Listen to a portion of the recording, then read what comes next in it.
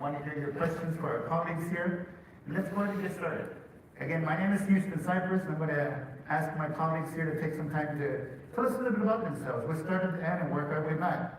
We have Mr. Travis Thompson on the panel, Mr. Jim Strickland, Mr. John Nix, and we do have a colleague that was not able to join us, but Mr. Jim Strickland is going to be sharing a message from Alex Johns from the Seminole Tribe of Florida. So let's get started. I'd like to introduce Mr. Travis Thompson at the end and invite him to share a little bit about himself. Yeah, good morning. Such an honor and a privilege to be here this morning, especially alongside these guys. Some I haven't known long, some are friends I've known a long time. So my name's Travis Thompson. I wear a few hats. I'm a conservation advocate through a small group called All Florida. I'm a sportsman advocate and hunting guide outfitter. With my partner Matt Pierce, we run PT Outfitters, which we rebranded as Duck Ranch, and it's the largest waterfowl hunting operation in the state. And then I also, for a long time, I've run a podcast that at one point was the top-rated wilderness podcast in Florida. It's called Cast of Blast Florida. So we're a number of hats, and just those two. Thank you, sir. I'd like to invite Mr. Jim Strickland. I'm Jim Strickland. I'm a cattle rancher from Southwest Florida, and we've been here I think we're now in the 7th generation of my grandchild right now.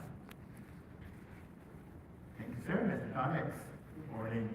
I'm John Nix. I'm an agricultural engineer.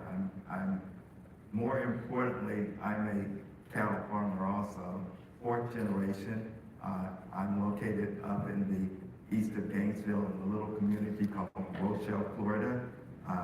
I enjoy the environment. I'm on the same farm that we started in 1901, and we raise cattle and quarter horses, and I just love it. It's a part of my legacy. Thank you. And again, my name is Houston Cypress. I'm with the Miccosukee Tribe of Indians of Florida, and also run a nonprofit called Love the Everglades Movement. Our colleague who's not able to join us today is a gentleman from the Seminole Tribe of Florida, Mr. Alex Johns, and he serves a number of roles for the Seminole Tribe of Florida, but one of his main roles is as an Executive Director of Agriculture. So our friend will be sharing a statement from him earlier. But let's go ahead and dive deep into some of the concerns and some of the passions that we have regarding the land. And so I'd like to invite Mr. Travis Thompson to get us started. Yeah, I drew the short straw backstage. They got me up here because they told me I could talk about Taylor Swift and stuff. So you talk about the challenges for me. I'm not a landowner. So I work with landowners. I'm privileged to be out on the land a lot. But a little more background. I grew up, my dad was an engineer for DEP for 40 some odd years. So I grew up around conservation. It was a thing that was kind of pervasive in our house. And for us, when we went on vacation, we didn't leave the state. I think until I was in my 20s, I left the state like twice. It was all Florida. Everything we did was in Florida. So we went on vacation. We were snook fishing. We were catching redfish. We were catching trout. We were enjoying the natural resources and the beauty of the state that we have. And you know, during the winter, I was at my uncle's farm, or I was in the deer woods, or the turkey camp, or whatever. And so everything I did revolved around being outdoors. But the tangible connection for me was through hunting and fishing, like consumptive use. And so, you know, when you ask me about challenges, one of the things that I see is kind of our disconnect from where our food comes from, which I know is a passionate thing for the Beef Association and the cattlemen, but it's also a passionate thing for me as a hunter, as a conservationist, because the tangible touch that you have for wildlife, for wild animals, in using that, the end goal for me as a sportsman is to hunt this animal, right? It's a dead animal. It's similar to the end goal for a rancher, right? They're raising an animal for food, and I think sometimes that gets lost in the conversation because it's less palatable to discuss hunting an animal because we assign them charismatic qualities or whatever. And I'm really passionate about the idea of, if we're going to create more conservationists, one of the biggest opportunities for us is in the sportsman's realm. It's in getting people out and touching water and land and these animals and being able to connect with them in a way that generationally we've been doing it going back way beyond my people have been able to talk about. So that's where I think the biggest challenge we have is kind of an acceptance of hunting and moving forward. also add, yesterday, Senator Brodeur talked about Aldo Leopold. And we know the 5 tools of Aldo Leopold for land management, for wildlife management. It's the plow and the cow, it's the axe and the match, and it's the gun. And we often leave off the gun in that conversation because of whatever ramifications we're worried about. And I think it's really important we bring that back into the conversation and we start almost celebrating that as a wildlife management tool. If you want more of any species on the planet, we've proven this with Shane Mahoney and Valeria Skies, the North American Wildlife Conservation that Zach spoke about yesterday. Being able to hunt and pursue those animals is very important. Thank you, sir. Travis? Lieutenant? I've heard so many speakers that said, I can't see you in the audience, which is absolutely true. But this is also true. By the way, the slides are showing a little bit of our land conservation easements, some of our cowboys, and some of our future of cattle ranching in Florida. As you look, you'll ascertain which ones. It didn't used to be this way. I sat in big auditoriums like this before with cattlemen's groups and said, we're going to prepare you when the enviros come to petition us or picket us or address us in our meetings. We actually 50 years ago had conversations like that with preparation to be able to work off what was perceived to be the people in this room. 50 years later, a lot of you are heroes. You're my heroes. Through the years, you've become my heroes with your passion, with your assistance. Without you, we wouldn't be here. This is just such a stellar moment with what has happened with Florida. But I'm going to give you a little bit of my thoughts and a little bit of insight into what a real rancher thinks on a day-to-day basis. Not just their conservation and they own land is what we do. I do believe my grandchild is 7th generation here in Florida. The Strickland family has never achieved any fame or glory. We never passed down any land to each other. Most of it was on leased land with a little bit of land owned in the middle of it. But one thing I can look back and see through the generations that went before me was a love, was a true love of what we do, of the land and the cattle. My cattle habit has led me to do a lot of different things just to support it. I went into international shipping business and shipped cattle from Russia to China to Nicaragua to Oman. And so that supported my cattle habit.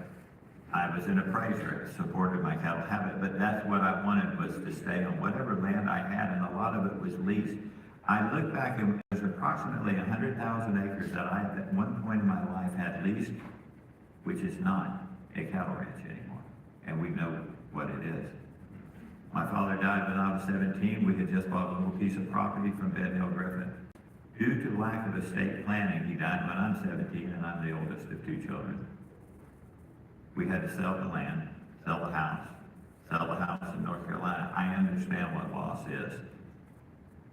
Truly understand. Along the way, I have collected mentors and partners that we trusted each other, we believed in each other, and through them, I have had the ability to now that we control about 15,000 acres across Florida, a little bit in Georgia and around.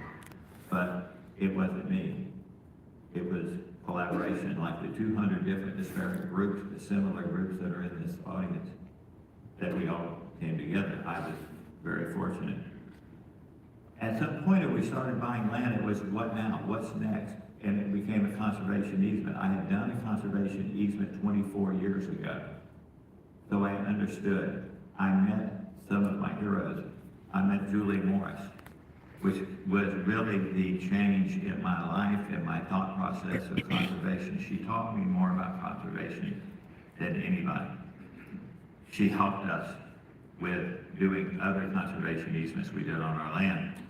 So in 2015, we formed a little group called Florida Conservation Group, and it was that science space with ranchers and scientists, and we advocated for programs that would help ranchers be sustainable. It's morphed into, we can also help with conservation easements, but we still advocate, whether it's farm bills, cost share practices. Tallahassee, I spent a lot of time for 7 years in Tallahassee lobbying for funding. So now we're in this thing, now to where we actually own a little bit of land, and here's my dilemma. My family has never learned how to pass down land because we never had any. So now I have Ayla Josephine, my daughter, named after Ayla, was the powerful woman in Clan of the Cave Bear. I'm giving you a little insight in my family. We have Sable Eulalie. Sable, of course, Date Tree Eulalie was the Indian princess. I have my granddaughter Quinn Sloan Strickland, goes back to our Scottish heritage. So Julie and I have now planning. We have bought some land.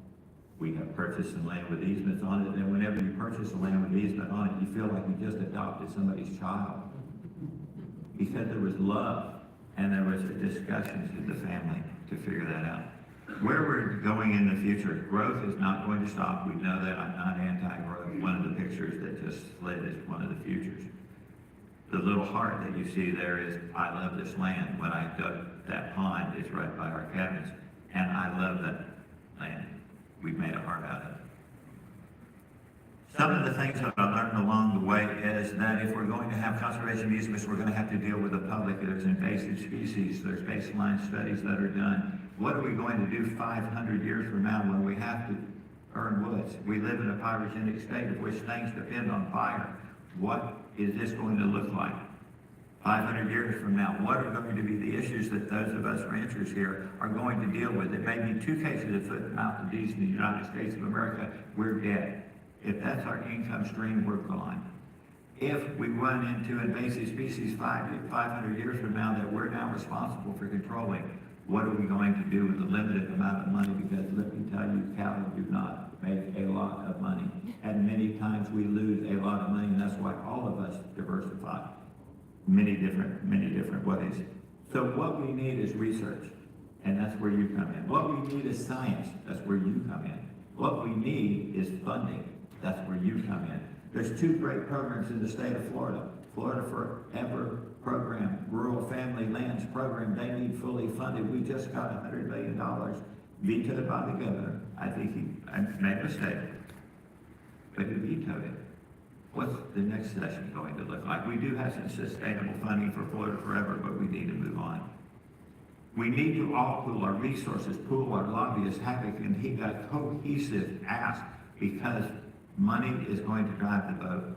Whether it's farm bill money, we're now looking at a situation, we may close down FSA and NRCA offices that help us, and those of us depend on those cost shares because of a government shutdown and no continuing resolution going on in Congress now. We offer a lot. We need you to analyze what we have. And I won't go into the aquifer area recharge and the endangered species habitat and carbon restriction and all those. You know them better than I, but we need something. One of the things that we look to the future is research and science. University of Florida has done a really great job. If you want to see what Florida looks like, look at Dr. Tom Hochter's 2040-70, 2070-2040 plan, and you'll see an idea of what Florida is going to look like if we don't do something. That, by the way, is one of my cows. Carlton Ward and I took it, and that was a long, long time ago. And I just wanted the original cows to trace back to 1521, cattle industry starting in North America.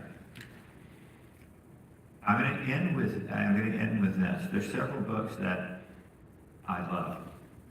And one of them is A Land Remembered by Patrick Smith. And at the very end, after we have fought and struggled and suffered and let blood, and people have died around us to try to make a living from the 1800s to now, that we've become successful, we developed our land, and we sold our land, and we've done all these things. And while the last McIvy is sitting in a little cabin in Punta Rasa down by Punta Gorda, he goes, what have I done and where have they all gone?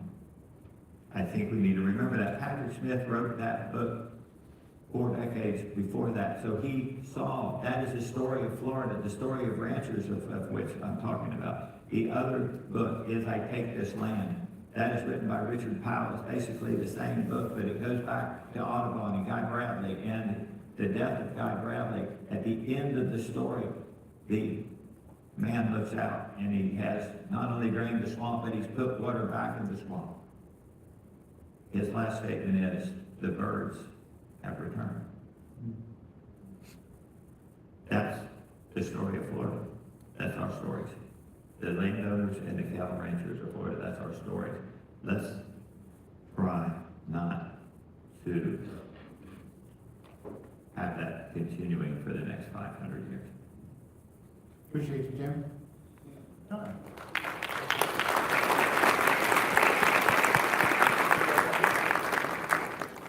Hello, everyone. I'm John Nix. I'm a fourth generation farmer and rancher. I'm the sole person that keeps our family farm going at this time. I'm located in just east of Gainesville, Florida, in a little community that my relatives, my granddad, my great-granddad started. The community is called Rochelle, Florida. It's right between Gainesville and Hawthorne, off of State Road 20, right at the 234 exit coming out of Micanopy. That is a calm place for me. As Jim just said, we have to find places that bring us home. And I spent 35 years going to school and then working in South Florida. But at the same time, while doing that, I always came back and been a part of my family farm. The farm started in 1901. We started as a row top farm, and we leased land from the timber company surrounding us. And we ran woods cattle, about 300 woods cattle. That's where I developed this love for horses and the outdoors. And over the last 60, 70 years, I've seen this woodlands just completely change. Alachua County has changed quite a bit in how it's used as its forests. We have a wood burning plant there. It started out as burning refuse from timber companies. And then it went into taking down our oak trees and chipping them up. So clear cutting was something that just changed the way that I saw the woods from the time I was a boy. And I saw the connections between changing one thing and how it had the repercussions of changing everything. And we saw it from the way the animals behaved, to the way the water flowed, to the way the trees grew. So we have to make sure that we understand how the environment fits together. And when we change one thing, we change a lot. So on my farm, I basically now do grass-fed beef. And I have a connection, as you saw in one of the pictures, with my animals.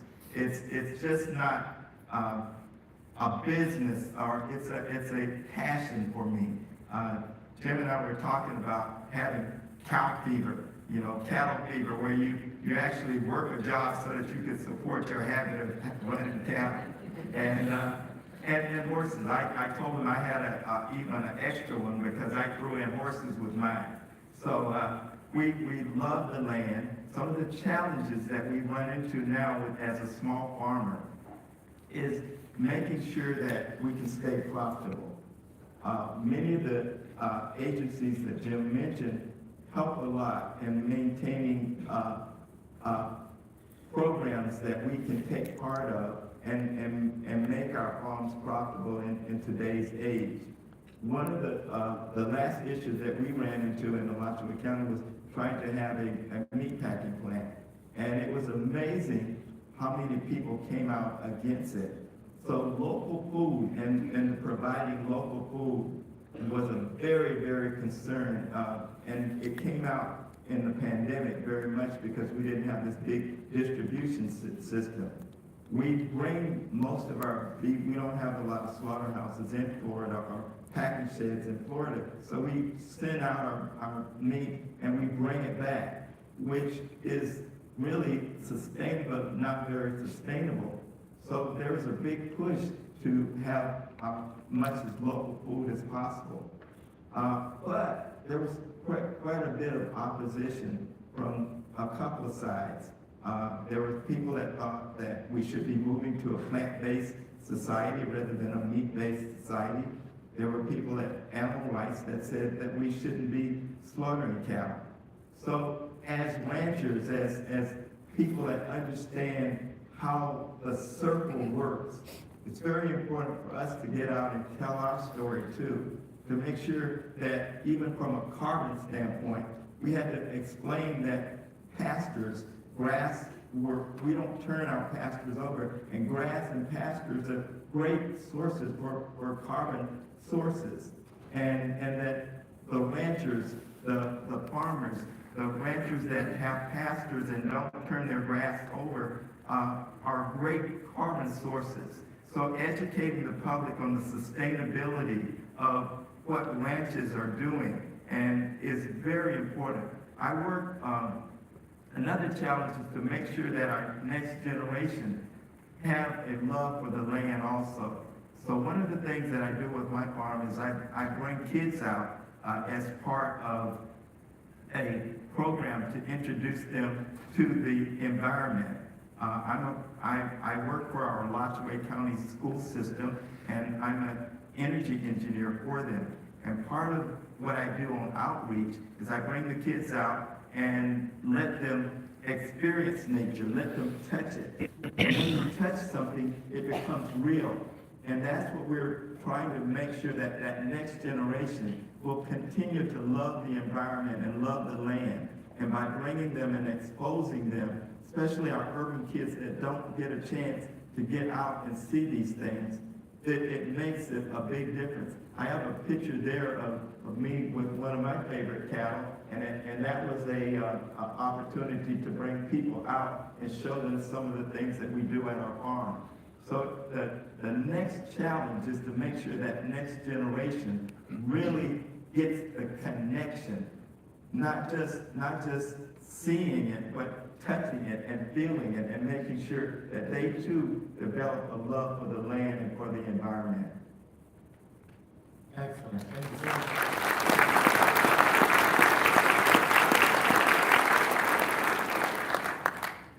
And friends, we did want to make some time to hear the message from our friend Alex Johns. So I'm going to ask my friend Jim to share his message. Alex is a friend of mine, and I've always thought extremely highly of Alex. Besides being a Native American, he's a businessman, he is a woodsman, he's a horseman, he's a cattleman, he's a smart man. Alex and I used to race horses together, speaking about time down at Hialeah Racetrack for about 5 years. He and I did quarter horse racing down at Hialeah. Yeah, you get a lot of insight into people whenever you sit around a campfire.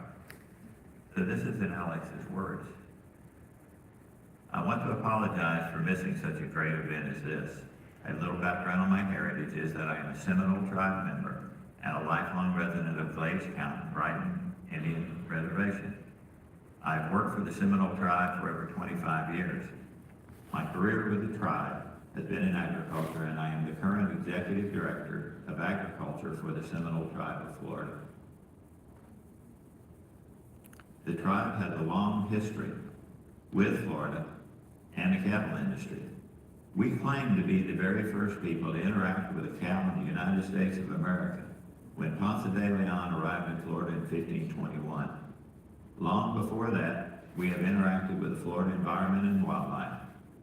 My people were able to not only survive, but thrive in the heat and humidity of the Florida landscape. We have a close bond with the wildlife that exists in our unique subtropical climate. Many of these animals have been utilized not only for sustenance, but as ceremonies for the millennia. We go to great lengths to make sure we respect and enhance the landscapes that we have been fortunate enough to hang on to or acquire over the span of many decades. We know the land is only as healthy as the hands that touch it. Healthy land means healthy animals, and healthy animals means healthy people. There's great importance in maintaining land connectivity for wildlife to travel. Animals that become landlocked within small areas are destined to perish. Maybe the Carolina parakeet and ivory billed woodpecker might come to mind. The Seminole tribe were migratory, just as the animals are today. It is up to all Floridians to do their part, however great or small, to help maintain the wildlife corridor in Florida. My hope for this event is for each of us to gain a better appreciation for the wild Florida that desperately needs our protection. The challenges are great. The human population growth must be slow, and the wildlands and green space that are still intact need to be protected forever from future development. We all can make a difference. Find your path and take a stand. I want to end with words of our great war leader, Osceola. For we have promises to keep and miles to go before we sleep. Some of you may think, I've heard another quote like that. This would be the first one. And this is from Alex Johns to all of you. He shows the resilience of the tribe, the courage of the tribe, the sustainability of the Native Americans that have been one with the land. So his words to you today are Madu, Madu. In Cree, that's thank you. And that's from Alex.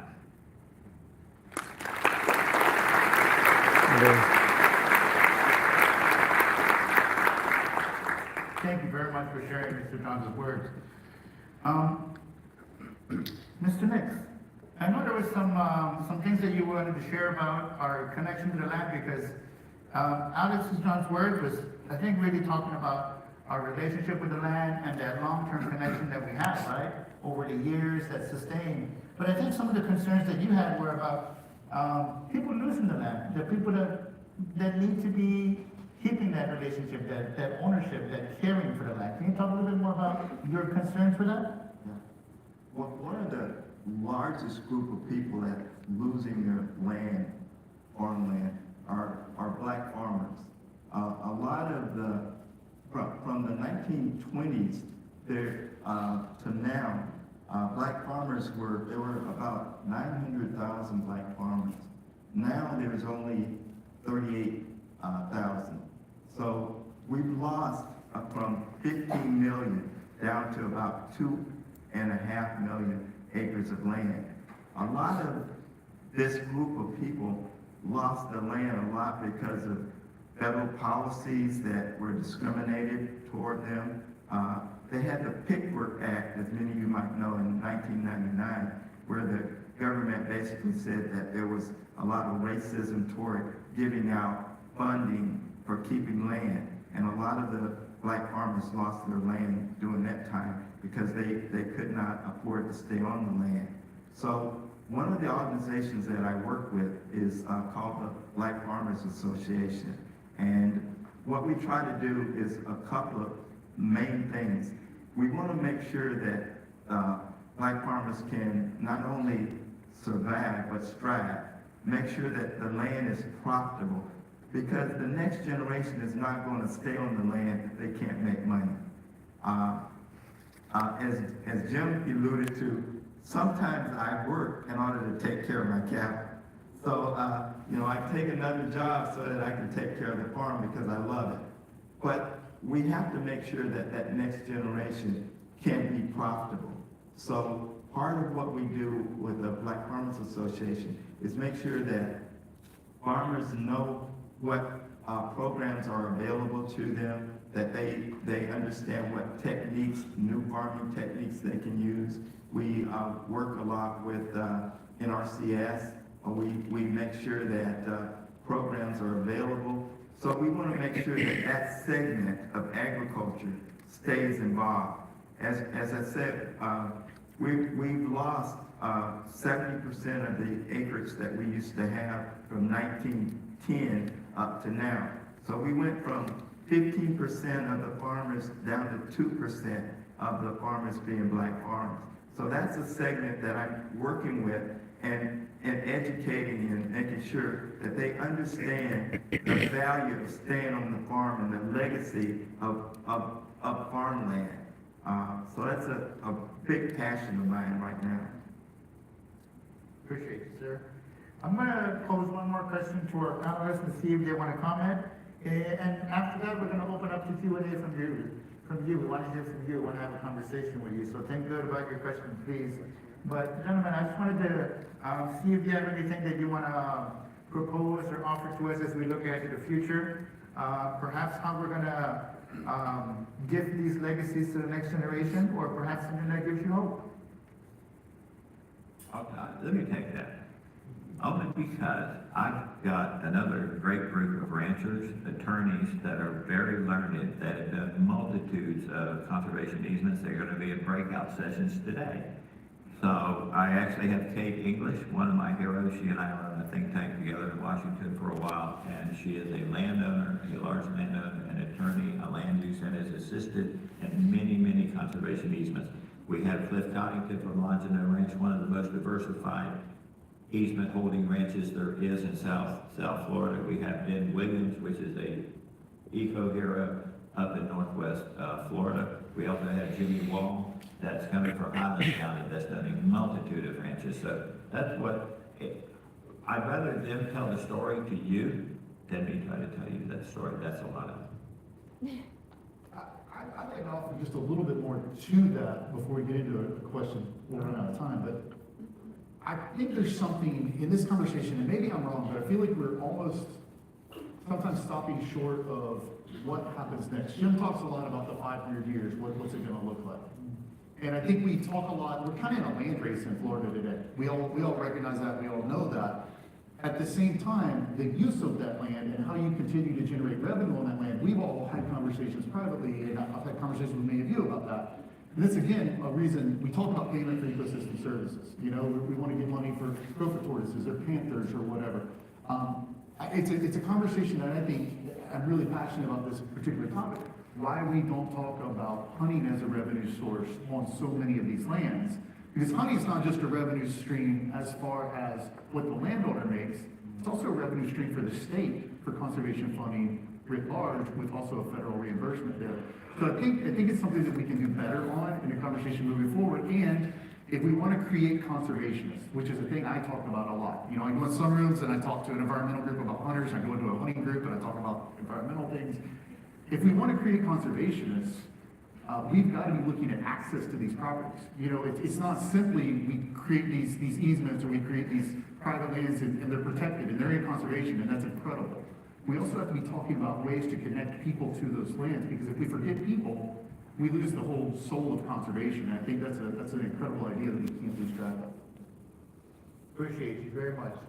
And just a final thought before we open it up to the audience. It just reminds me of something a friend of mine said, that without access and without use, we cannot have conservation. So thank you very much for that. Yeah, did you want to say something? Yeah, one of the things that I think is very critical is the connection of people to the land. And as we move more into the urban society, many of the kids and many of the people that live in urban America don't understand where their food comes from. They don't make that connection. So the more we as people of the land can bring them out in our parks and our facilities and let them know the connection of the environment, especially at a young age. And that's why many of the programs that I do with the Alachua County Schools deal around gardening. It deals around where the food comes from and why it's important for them to understand and make sure that they get good quality food. We have many what we call food deserts in some of the cities, and part of this is because we don't have good, healthy food. But one of the things that has really stimulated interest, I think, even in urban America, is the healthy standpoint. We don't have people coming from the farm as much now, but we have people interested in food and interested in where their food comes from because of health issues. And I think that stimulates a great interest that we can build upon, to have people be interested in where and how the food comes from, and then making sure that the soil, water, and air is good, because those all are inputs into their food. Excellent. Thank you very much. Ladies and gentlemen, I want to say thank you very much to the panelists and for all the things that they've shared. And now I want to open it up to a conversation with yourselves. Do we have anybody that wants to ask a question or comment on what you've heard? Please feel free to step up, and when you do, tell us your name and where you're from. Do you have any volunteers? So hard for me to see past the lights. Tell us your name and where you're from. Hey, Gary, Nixon. Mr. Nixon, as I was talking to you yesterday. In southern Italy, in southern Europe and Italy, agro-tourism is supported. Businesses that qualify is supported by the governments. And I think we need something like that here in the United States. A lot of CSAs promote festival days where they bring people out for youth pickups and things like that. Is there a coalition that can lobby for promoting for state support? Awesome, thank you very much. Who can lobby for state support for agro-tourism and operations like that? Do you have any advice on the matter? We have a large agritourism organization here in Florida, and it's becoming very, very popular. There's a lot of venues, a lot of farms that have to be ag-based, but at the same time they can offer events at their property. Like, people love to come out to farms and ranches and do and have weddings.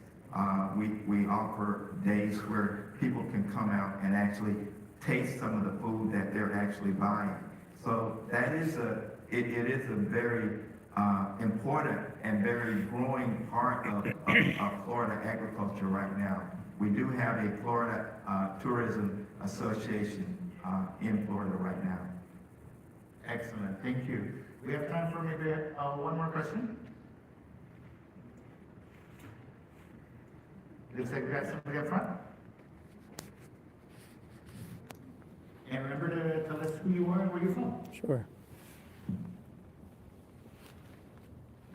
Hi, I'm T.H. Culhane from the Patel College of Global Sustainability, USF Tampa, and the Rosebud Continuum Eco Science Center in Land O'Lakes. And my question's about ways of hunting that would appeal to a broader constituency in the sustainability dialogue, particularly the idea that many of indigenous groups throughout history, throughout the world, tended to improve the yields, improve the stock by taking out the weak, taking out the elder animals, making sure that the stock improved, whereas a lot of so-called Western hunting was getting that prize buck who was the healthiest. What is your impression on that, and how we can actually use the bow, the gun, the other weapons in order to improve the sustainability of wildlife here, rather than culling the best animals, which seems to be the hunting ethic that we've adopted here? I'll do the best I can in 45 seconds that we got. That's a big question. I'd love to talk to you offline about it. But I think that happens more than it gets discussed. And I think we probably do a lot of everything that we do around the core. You listened to Carlton yesterday, you listened to Clay Henderson. A lot of everything that we're doing is storytelling. And Matt and I talk about this all the time, the idea of storytelling around hunting, around ranching, around land, around water. We need to do a better job with that. And so I think in the hunting community, that's pervasively what you see. However, that's not what's promoted necessarily by brands, by organizations, et cetera. So I think we could do a better job with that and probably tell the story a lot better. And Thank you. how about that for 8 seconds left? Thank you very much, everybody. I think this has been a great opportunity to hear about stories from hunters, from ranchers, from farm owners, and from indigenous people. And I think finally that as an indigenous person, I think that so much of the stories that we tell is about the culture that we create, the relationships that we have with the land. The land is the source of our culture. And so I want to say thank you to Jim, to Travis, to John, and to our friend who wasn't able to be here with us today, Mr. Alex, for sharing so much of your stories. And thank you very much. I look forward to hearing from your stories the rest of today. Have a great conference, and we'll see you later.